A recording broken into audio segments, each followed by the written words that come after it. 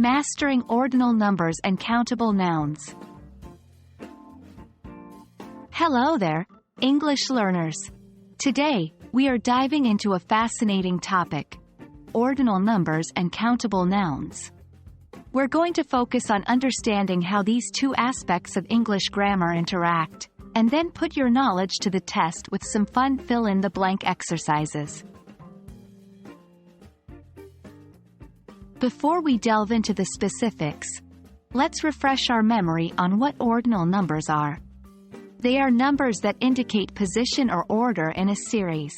For example, we use them to show a place in a competition or a date. They include first, second, third, and so on. Countable nouns are exactly what they sound like. They are nouns that we can count. For instance, apple, table, dog are all countable nouns because we can have 1, 2, 3, or more of them. When we bring these two concepts together, we're really looking at how we order or prioritize countable objects.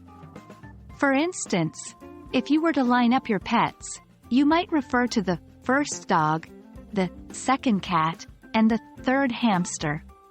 Note that when using ordinal numbers with countable nouns, the ordinal number always comes before the noun.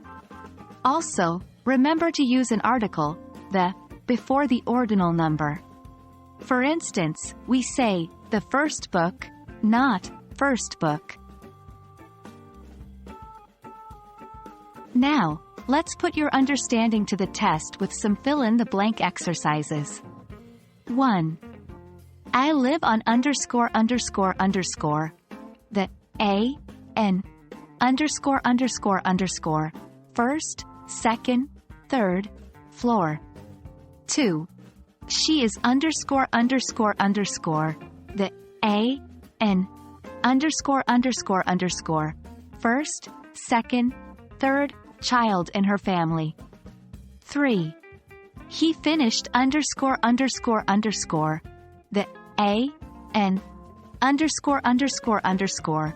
First, second, third, in the race.